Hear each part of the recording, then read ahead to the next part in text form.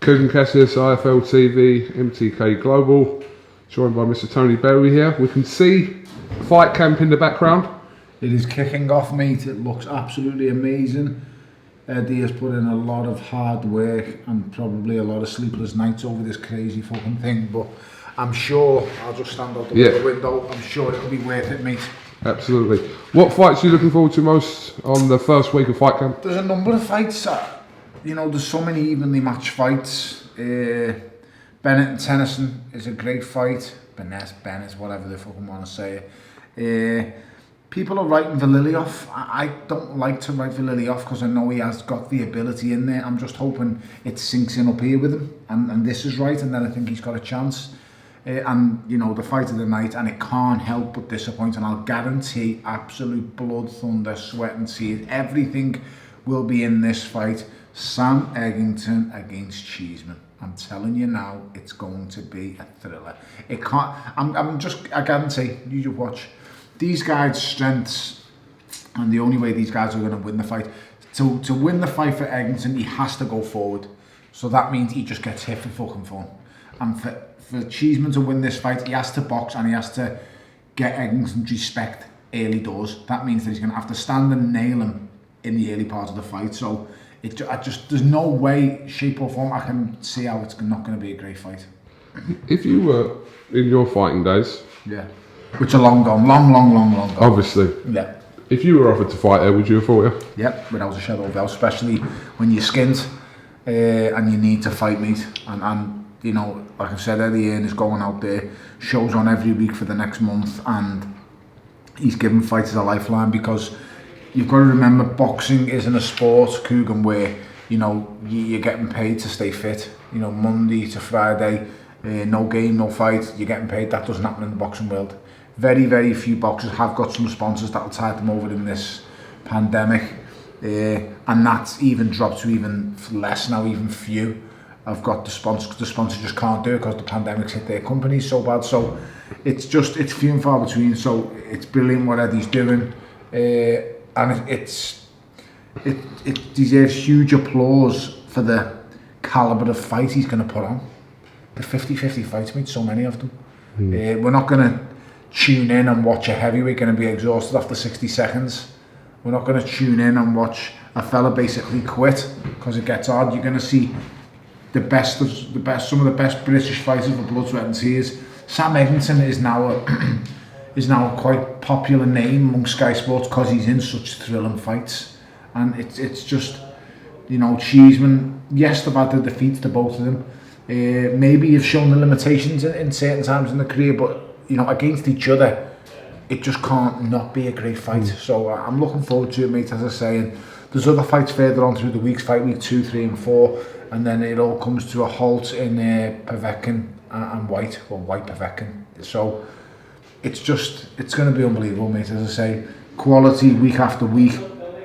Credit to the people who've done, well, credit to Ed who's done all this, but he's got an amazing team of people around him. Matchroom is a big team, and everybody has pulled together and done what they can for these great shows. What did you think of the picture that was posted by Anthony Joshua recently of him and Tyson Fury in Marbella? I'm not, as you know, I'm not the biggest advocate of social media these days, but I'm not going to lie, I did see it.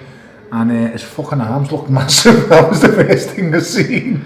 AJ looked huge. And Tyson's Tyson. He just chilled, calm, cool and relaxed. And you just see the smile on his face in the car. So I haven't got a clue what got said. I don't know what's gone on. I've just seen the picture. And I was like, fucking hell, how mad's that? You know, it's a small world, isn't it? But as I've said before, two great fellas, two sound. It left everyone guessing the conversation. Eddie's kind of given Joshua's side. He just, by the sounds of it, just said, "You're right." It was one of them awkward meetings. You're right. Make sure you beat Pulev. Make sure you beat Wilder. All right. Yep. See you next year. That was kind of the context. That's what Eddie said. Yeah. Okay. Well, that's the first I've heard. So, fair play. As I say, that both gentlemen, they're both portrayed in different ways. I see so much stuff the way AJ's portrayed these days. And everyone always asks me, what's he like? And I just say, exactly what you see is what you get. And people say, what's Fury? Do you know Fury? What's he like? I've known Tyson for many years, been in his company a long time. A diamond of a fella. Don't believe what the TV shows you because you're only seeing small snippets of someone's life. You know, I've been portrayed basically my whole career as a fucking lunatic. I'm just a normal person. I'm just a normal person, the exact same as anyone else. What makes you tick makes me tick. And them two lads are the exact same. They've got ambitions. They're both gentlemen. They want to find out who's the very best. And believe you me, that's all it's about. Wanting to find out who's the best. Are you better than me? Can you better me? And it's all well and good as saying, well, Tyson Fury's done this and AJ's done that. No one 100% guaranteed, nailed on, knows what's going to happen when them two go at it. I've got an opinion and I've got a theory on what I think will happen, but would I bet my life savings on it? Fucking no, I wouldn't. Would I put everything I had nailed on? No, I would. I'd be willing to probably break it down in two halves of what I think will happen, but then I've done that in the past and even that's still gone wrong. So it's just, do you know what's going to happen? As I say, I'll stand by my original statements. I do think AJ gets to him, but in hindsight, I just haven't got a fucking clue, mate. I don't know how it's gonna, who's going to be affected by what. What's going to happen the first time AJ touches him and catches him. If he does go down, which I'm very sure at some point in the fight, Fury does go down, what's going to happen when he gets up? Will he cop AJ coming in? Very similar to the Ruiz fight. Just there's so many analogies and things that I can put out there that might happen, but the fact of the matter is, Cougs, I don't fucking really know. And that's the best thing about boxing. That's why I love boxing. No one really knows. Just finally, because I know you're about to film some more Hearn and Bellew. Which is an absolute joke because I've been here since what time? And he stars. You've been here a while. Yes. Billy Joe Saunders kind of taking himself out of the equation for the running for the Canelo fight. Why has he took himself out? Has he just come out and said no? I haven't been. No, I mean, Eddie knows more about it, but I think the case of the potential date was meant to be the 12th of September, as the weeks were ticking on. I think Billy realised he wasn't going to be ready in time. He's being fucked over. I love Billy Joe Saunders, mate. He's straight up honest. I've got a lot of time for him. I really do think the world of Billy Joe. Someone else I've known a long time, and he's been fucked over. They agreed the price, they agreed everything. I even think it was signed. This pandemic's happened. It doesn't change anything, in my opinion. Doesn't it? No, why? Because there's not a crowd there. Canelo still generates enough money for everything to go ahead. True. There's no two ways about that. True. Possibly, he would generate more on the media, on the pay-per-view market than he would if it was open to a gate. Because I just genuinely think that, okay, he's down, a couple of million with the gate, but throw that aside, you can't all of a sudden make Billy Joe an offer and then go, right, as a quarter of that. It's wrong, or whatever the fractions of the money is. I don't know, but I would assume it's somewhere there or thereabouts. Billy Joe's been fucked over. That's the top and bottom of it. And he deserves a shot. Canelo has been cherry picking fighters for a long time, and people will have a pop at me at this because saying, oh well, he fought, Sergei Kovalev. Yeah, he did, mate, but he cherry picked Kovalev at the right time. He does it. It all stems back from Floyd Mayweather, if I'm honest. These are the kind of fights you'd have to blame for what's going on. These fighters gain such power that they're allowed to just cherry pick. Now, if you want to go through people like, look at Anthony Joshua. Anthony Joshua's in the same level of power as someone like Canelo is. He's possibly a bigger draw than Canelo in some parts of the world, but definitely in Europe he is. So Anthony Joshua fights the best opponents. Anthony Joshua goes for unification. Anthony Joshua attacks the best opponents possible, and the only reason that's stopping him and Tyson Fury right now is the politics away from it. The people who are in control of the careers. That's the only thing that's stopping it. And even them people now that are in control of them guys are coming together and making it happen. Canelo has been able to pick and choose when and where. Don't get me wrong, it is his management team as well. I'm sure Canelo has no fear in no one. Fucking hell, Canelo would probably come here and fight me, no problem at all. He'd have no problem, and he'd probably beat me up as well. I'll say, I'm not sure, I'm not bigger than him, but I don't discredit it. I think he's an amazing fighter. I think he's right up there in the pound for pound boys. I actually probably think he's only behind Lomachenko pound for pound. I do think he's that good. People will say, oh, you can't say that, you say he's a drug cheat and stuff like that. Yeah, I do think he's been a drug cheat, but as long as he's passing and he's clean, now what do you want me to do? I've got to rank him because he's an active fighter. So that's what people say to me all the time. Why are you commentating on a drug cheat? What do you want me to say? Fucking no. You daft bastards. Fucking get a grip of yourselves. The lad has failed the drug test and he's allowed, if he's allowed to box by the commission, I'm not saying he should be, because I think once you failed a drug test for performance enhancing steroids that you've been injecting, you should be banned for life. I'll stick by that till the day I fucking die.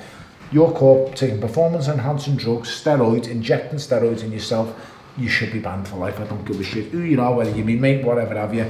If you've sniffed a Vicks nasal spray, you've got it wrong. You need a slap on the wrist, you've done something stupid. But have you gained an advantage from sniffing a Vicks nasal spray? Come on, let's be fucking straight up. Have you gained an advantage from smoking a bit of weed? I'm not saying it's right, I'm just saying have you gained an advantage from it? If you've injected a load of clenbuterol into your system, then you are fucking rife to go and give someone a good iron, and your tank is not going to fucking drop to anywhere near the level of the guy who's not taking it. So these are the little things I get. But going back to the original point, I have to commentate on him. I still admire his boxing ability. I think he's amazing. But then there's a flip side of the coin. It's like, well, everyone's on it.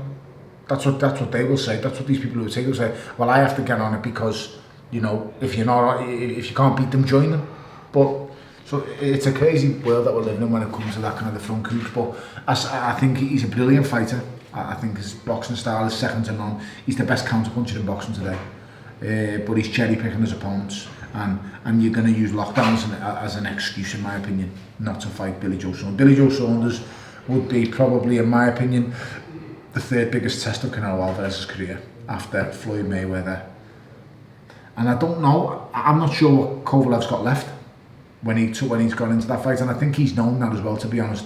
Also, the other rehydration clause on that fight on him as well, so he couldn't balloon after the weigh-in, I believe. I'm not sure if I'm 100% on that, but I think they did.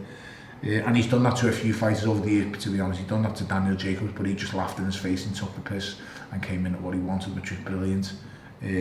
But I don't know, mate. I suppose you'd like to probably see Callum Smith after that, get it? I suppose, yeah, as a fellow scout. But Callum Smith is way too risky for him. Too big and strong.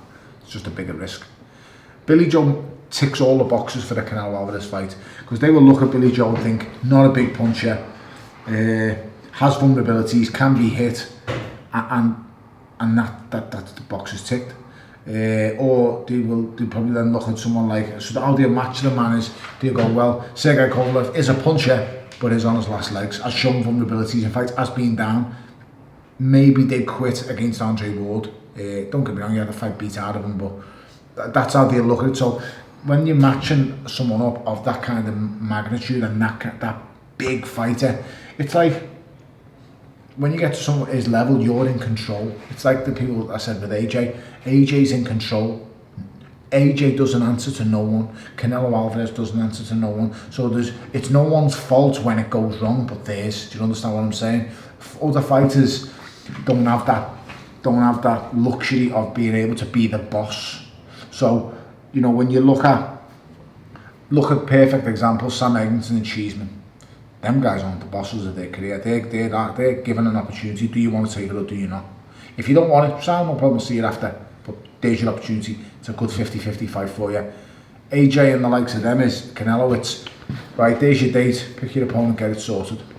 It's only credit to the AJ the fact that he just keeps fighting name after name. So it goes into a personal grudge battle and a big, massive domestic clash with Dillian White. After that, he gets a you know, a world title shot pops up and he gets Charles Parker, whatever it is. But then after that, he makes a quick fire defense. Was it Brazil? Molina, I think it was. Molina was Molina the second defense. That was on the December 2016, I think. But it was just no. Was that his first defense? I think it was, wasn't it? Molina was his first defence at the O2. Well, anyway. No, because Molina was on the Chisora White card. Well, in Manchester. He has a couple of defences, yeah. And then he throws himself in against the former undisputed heavyweight champion world in Vladimir Klitschko. Proper, genuine. I think Klitschko might have been my favourite going into the fight. But he throws himself in the fight and everything's to gain. So straight away, as you can see, and he was in control of his career before the White fight AJ. AJ was now at the point where he's box office, he's the star. But he's still pitting himself into 50-50s. After he beats Klitschko, he then straight away looks to start making unification fight. He goes in against the former, an undefeated champion at the time, belt holder, WO champion Joseph Parker. This is what I'm saying about wanting to strive and face more champions. Canelo Alvarez has gone through the division, yes, and he's cherry picking the guys at the right time, but we're yet to see him continuously stick to it. I mean, Billy Joe, in my opinion, is a harder fight than where Canelo Alvarez was, than where Kovalev was at that time in his career. If he fights Kovalev before Andre Ward gets to him, I'd say Kovalev's a much harder fight than Billy Joe Saunders. But Billy Joe Saunders doesn't know defeat. Billy Joe Saunders is undefeated. I mean, I don't even think I've seen Billy Joe really push you. No one knows how good Billy Joe can be. It's the exact same for Callum Smith. No one knows how good these can be. So he's approaching these guys warily. There's no way he'll go near Callum Smith. I'm telling you now, he won't go near Callum Smith. Absolute bollocks. If he goes near Callum Smith, I'll take my fucking hat off. I'll just say, well, fair play, lad. You are on it. But he's not, and I just don't think he's got any intention of going near Callum Smith. Callum Smith's the most dangerous middleweight in the world. The guy's massive. He fights great on the inside. He's strong. He's young. He's fit. He ticks all the boxes, Callum. He really does. As I said, I can see why they're looking at Billy Joe. They look at the fact that he's a non-puncher. He's been in and out the ring. He's been very inactive. He likes to get out of shape. All these factors are added in, KUGAN, when you make your decision. The reason why they're not even entertaining Callum Smith, because they know this kid's in shape all year round. This kid's been busy. This kid's won the Super 6 tournaments. He's beat good fighters. So I understand why they're doing it, but I'm hoping they go back to Billy Joe, make the fight, and Billy Joe gets it right. I know for a fact Billy Joe, with a camp behind him, with time to prepare, is a hard test, mate, for anybody, and I mean anyone. Trust me, he's a quality operator. His boxing brain is fantastic. He really is, mate. He's something else on his day.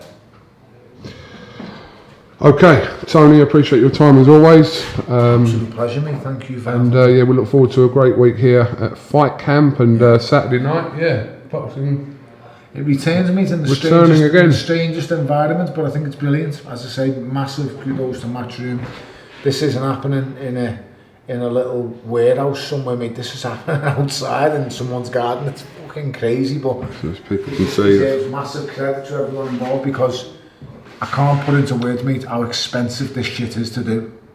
I understand and know, because we done Goodison Park. And being part of that with them and the stress levels it causes and the money it can lose is fucking frightening. But Matchroom have come on for the fighters, they're doing it for them, and they're doing it to maintain a healthy living for the fight game, and that's what they're doing. Just look at it outside. Just look at outside and look at how great it looks. It's going to look even better when the lights, cameras and the action starts on Saturday night. Fighters, be ready. Be ready. Perform to the best of your ability. And hopefully some new young stars can come out of this pandemic. Tony Bellew, thank you very much for talking to IFL TV again, and we'll catch up with you again soon, mate. Of course,